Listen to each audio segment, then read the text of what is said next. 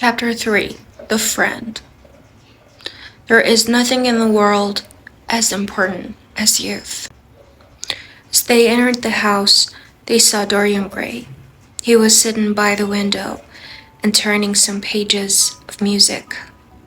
"You must lend me this music, Basil," he said. Then he turned and saw Lord Henry. "Oh, I'm sorry, Basil. I didn't realize..." "Dorian, this is Lord Henry Wotton. He's an old friend of mine." Dorian Gray shook hands with Lord Henry, and while they talked, Lord Henry studied the young man. Yes, he was very good-looking indeed, with his bright blue eyes and his gold hair. He had an open, honest face. There were no dark secrets in that face. Lord Henry could understand Basil's feelings for him. Basil was getting his paints ready. Now he looked at Lord Henry. "Harry, I want you to finish this portrait of Dorian today. I'm afraid I must ask you to go away." Lord Henry smiled and looked at Dorian Gray. "Should I go, Mr. Gray?" "Oh, please don't leave, Lord Henry. Basil never talks when he's painting, and it's too boring. Please stay. I'd like you to talk to me." "Well, Basil?" Lord Henry asked. The artist bit his lip. "Very well, Harry. Stay if you must." While Basil painted, Lord Henry talked, and the young man listened. The words filled Dorian's head like music, wild, exciting music. "What a beautiful voice Lord Henry has," he thought. "They're only words, but how terrible they are, how bright and dangerous. You cannot escape from words." Dorian began to understand things about himself that he had never understood himself before. Why had he never seen himself so clearly, he wondered.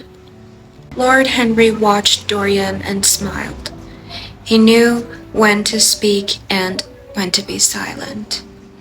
He felt very interested in his young man with his wonderful face. Later, they walked in the garden together, while Basil worked at the portrait. The rich scent of flowers was all around them. Dorian looked at the older man and wondered about him. He was tall, with a thin, dark face and cool, white hands. Dorian liked him, but why did he feel a little afraid of him? "You must come out of the sun, Mr. Gray. A brown skin isn't fashionable, and it won't suit you." "Oh, it doesn't matter," laughed Dorian. "But it should matter to you, Mr. Gray." "Why?" "Because you're young, and being young is wonderful." "Ah, you smile. You don't think so now. But one day you'll understand what I mean. When you're old and tired and no longer beautiful, you have a wonderful, beautiful face, Mr. Gray. It's true. Don't shake your head at me. And there is nothing more important and more valuable than beauty. When your youth goes, your beauty will go with it. Then you'll suddenly discover that your life is empty. There will be nothing to enjoy, nothing to hope for. Time is your enemy, Mr. Gray. It will steal everything from you. People are afraid of themselves today, afraid to live. But you, with your face and your youth, there is nothing that you cannot do. You must live. Live the wonderful life that is in you. We can never be young again. Youth. Ah, there is nothing in the world as important as youth. Dorian Gray listened and wondered. New ideas filled his head. He felt strange and different. At that moment, Basil called them from the house. Lord Henry turned to Dorian. "You're happy that you've met me, Mr. Gray." "Yes, I'm happy now. Will I always be happy, I wonder?" "Always?" Lord Henry smiled. "What a terrible word. Women use it much too often. What does it mean? It's today that is important." Chapter 4. In the house, Basil Howard stood in front of the portrait of Dorian Gray. "It's finished." Lord Henry studied the picture carefully. "Yes, it's your best work. It's excellent. Mr. Gray, come and look at yourself." Dorian looked at the picture for a long time. He smiled and he saw the beautiful face in front of him, and for a moment he felt happy. But then he remembered Lord Henry's words. "How long," he thought, "how long will I look like the picture? Time will steal my beauty from me. I will grow old, but the picture will always be young." And his heart grew cold with fear. "Don't you like it, Dorian?" asked Basil at last. "Of course he likes it. It's a very fine work of art. I'd like to buy it myself." "It's not mine to sell, Harry. The picture is Dorian's." I wish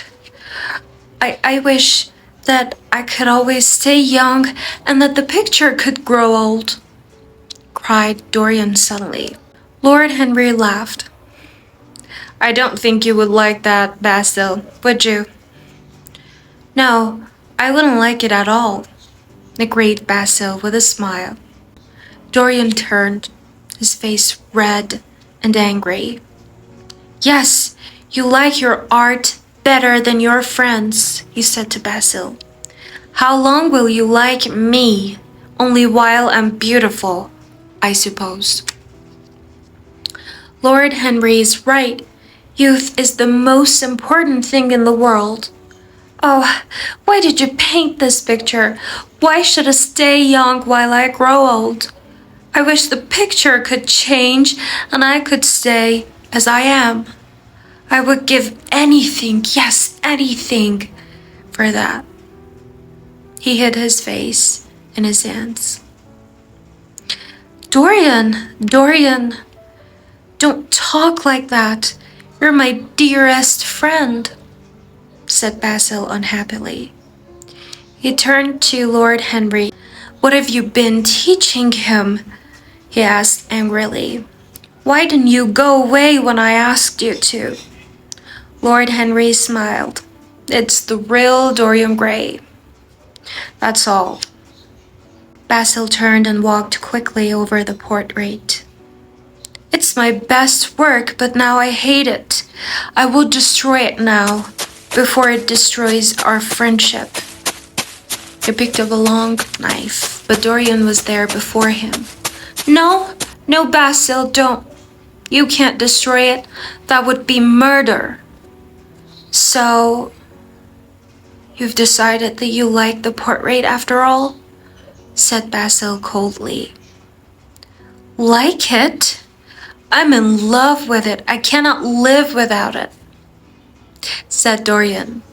Later, during tea, Lord Henry invited Basil and Dorian to go with him to the theater that night. Basil refused, but Dorian was happy to accept. "Stay and have dinner with me, Dorian," said Basil.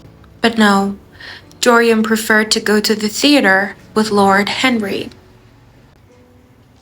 As the door closed behind Dorian and Lord Henry, Basil turned back to the picture.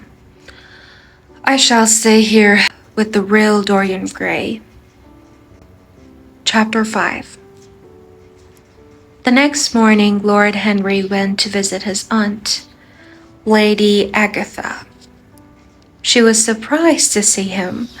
I thought you fashionable young men never got up until the afternoon.